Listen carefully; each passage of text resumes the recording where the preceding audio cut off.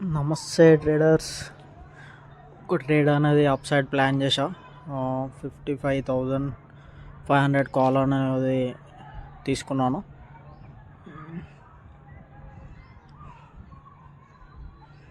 Okay, ఇప్పుడైతే మన ఫేవర్లోనే ఉంది ట్రేడ్ అయితే. కొంచెం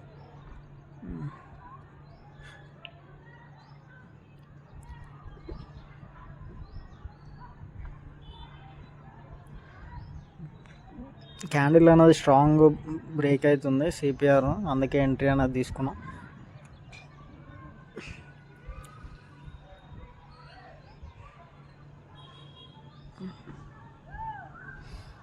థౌజండ్ రీచ్ అయ్యి కిందకి వచ్చింది, చూద్దాం. ఓకే, మన టార్గెట్ అయితే 1500 ప్లస్ వస్తే నేను కట్ చేసేస్తా.